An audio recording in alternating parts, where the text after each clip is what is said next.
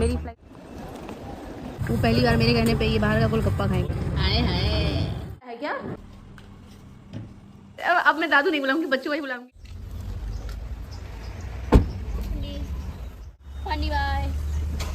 हटो हटो हटो। खाना खाऊंगी वैसे यहाँ पे सस्ता खाना है यार। 500 में बड़ा और कॉफ़ी। एयरपोर्ट बहुत महंगा है उसके कंपेरिजन में।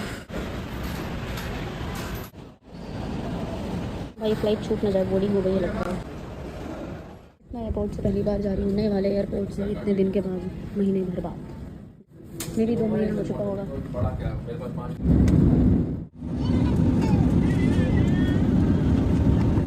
बाबा हालत ख़राब कर दिया है, हो रहा है माहौल ख़राब।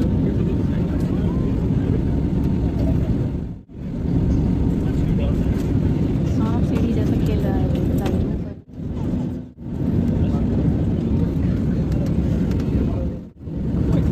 बोला था आधे घंटे में लैंडिंग करूँगा, साला 45 मिनट से फंसा कर रखा ऊपर।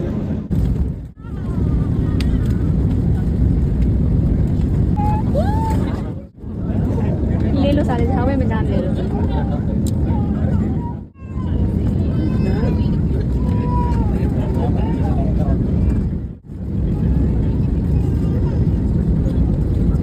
भाई 2:18 हो रहा है, फ्लाइट है। पता नहीं ये लोग कहाँ उतारे हैं, छुड़वा ना दो। दिल्ली आकर डर जाऊँगी मैं। भाई दिल्ली का वेदर देखो, ये कितना खतरनाक काला सा हो गया है और मेरी फ़्लाइट छूटने वाली है क्योंकि मैं दूसरी फ़्लाइट में हूँ इस वक्त और मुझे पहुँचने में टाइम लग जाएगा। लगता है आँख के सामने से जाते हुए फ्लाइट देखूंगी मैं आज। इसकी ऐसी की तैसी।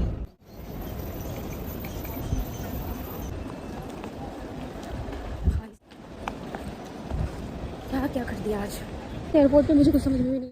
घूसना किधर है, भूल चुकी हूँ मैं सब कुछ, बस अपना नाम नहीं भूली हूँ। घुस तो गए हैं अंदर।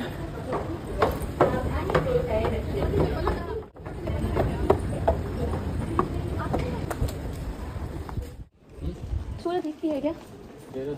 देहरादून मतलब मेरे क्या यहाँ से चेक इन करना पड़ेगा? भाई साहब क्या दहशत का चीज़ है। आगे स्ट्रेट।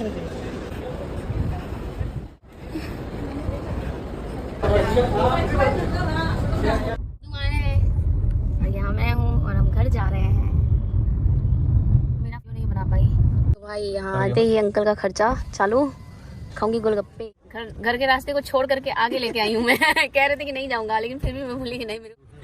हाँ बहुत भीड़ है, लेकिन बहुत अच्छा देता है ये गोलगप्पा। कार में दादू बैठे हैं, नजर ही नहीं आ रहा है। इधर मेरा छोटा हाथी, हम खा रहे गोलगप्पा।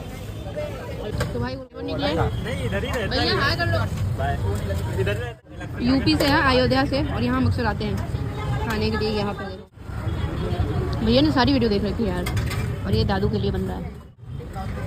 वो पहली बार मेरे कहने पे ये बाहर का गोलगप्पा खाएंगे। वो दीदी ने आवाज दी था। नहीं करते, कुछ भी कहती हूँ हाँ कह देते हैं, लाइफ में कभी खाते नहीं है। मेरे नीचे ऐसा पकड़ लो, मैं पकड़ू क्या? हाय हाय, पहले पानी पी जाओ, ज्यादा ना लग जाए। बस ये तीखा नहीं खाते ना? वो तो तीखा खाते हैं।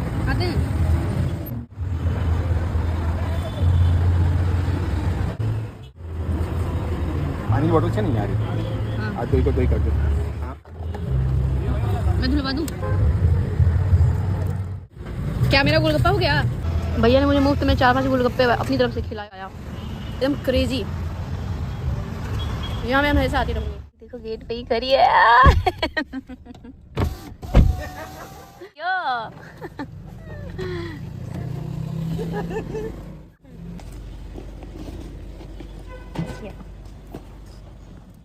ठीक हो ना? कैसे है? तुम कैसी है? मैं ठीक हूँ। ठीक है, बताओ कैसा है? बहुत अच्छा लगा था। हाँ वाह। कॉफ़ी का टाइम है दादाजी के साथ, मैं भी कॉफ़ी पी रही हूँ। शाम का समय है और खाना बनाने के लिए इधर उधर घूम रही हैं। यहाँ रखा है बैगन, इसकी बनेगी सब्जी। भूकंप आई थी ऑल इंडिया जो फेमस हुई थी वही ना 2006 में। अच्छा 2006 में क्या? दादा तो पता ही नहीं चला। वो लोग बोलते हैं कि हम तो ऐसे ध्यान में इतने मग्न हो गए कि ऐसे हवा में तैर रहे हैं। मतलब आप लोगों को नहीं समझ में आया, मैं बता रही हूँ। बैठे थे और तभी भूकंप आ गया, तो दादाजी को फील हुआ कि मैं अभी होगा, इतना लीन हो चुका हूँ कि अब तो मैं हवा में उड़ रहा हूँ। क्या यार बात छुपा रखी थी। मैं नहा धो के ये बाथरूम में से निकला, टॉवल भी खाली था मेरे से बॉडी पे। मम्मी ऊपर पूजा कुत्ती तो इतना भौंकती थी, बाहर निकलो बाहर निकलो। फिर मैंने देखा साला टेलीफोन के तार ऐसे हिल रहे हैं, पंखे थोड़े आवाज, मम्मी नीचे उतर, ये तो भूकंप है। दादाजी तो हवा में उड़ रहे थे। मुझे तो कुछ पता ही नहीं चला कि भूकंप आ गया। ऐसे बैठे थे यूट्यूब पे उठ गया। अभी 2011 में जो भूकंप आया था उस टाइम पे मुझे लोगों के महसूस होने से 1 मिनट पहले ही फील हो गया, क्योंकि जैसे ही वो मूव किया ना, अभी मैं कैसे आपको बोली कि थोड़ा सा भी होगा, वो मुझे फील हो रहा है। अभी क्या हुआ कि मुझे हुई थी, इसलिए मैंने पूछा, तो मुझे जैसे ही हुआ ना ऐसे ऐसे आया, बोली अरे भूकंप आया है क्या।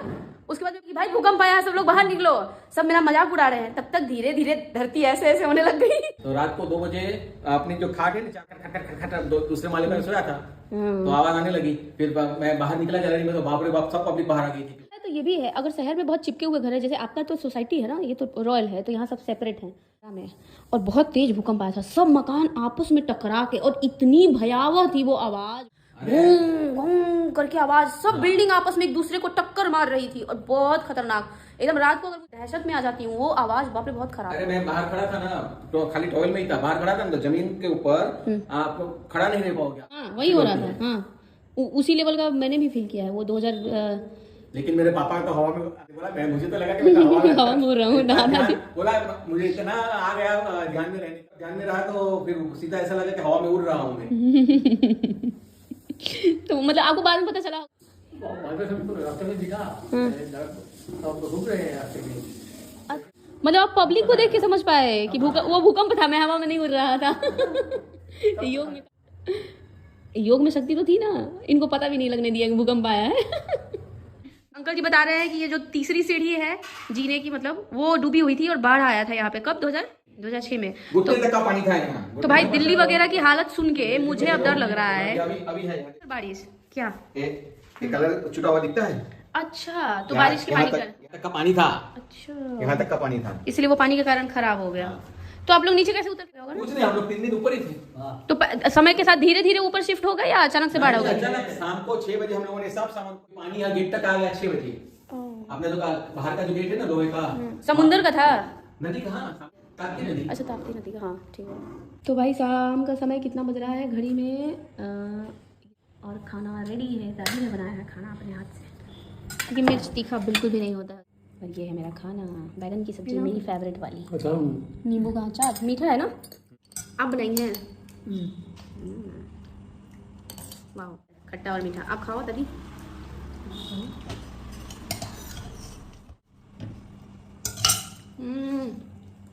क्या बनाया है, जबरदस्त सब्जी।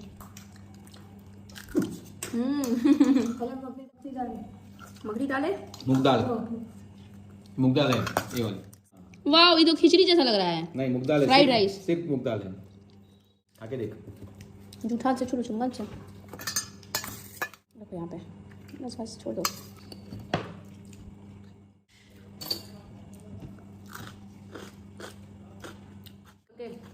सोख कर दे। खाना इतना टेस्टी, कुछ खाने का प्याज वाज जरूरत ही नहीं है। दादी इसके पहले बनाई आपने? बनाई तो था। सब्जी हमारे बिहार में भी ऐसा ही बनता, बस थोड़ा वो होगा तीखा ज्यादा। इसमें बहुत बैलेंस में बनाया था। अपने घर पे वहाँ का नमक कोई खा ज्यादा खाता है, मुझे तो नहीं रहता कभी। बिहार में मैं तो बिल्कुल नहीं खाती।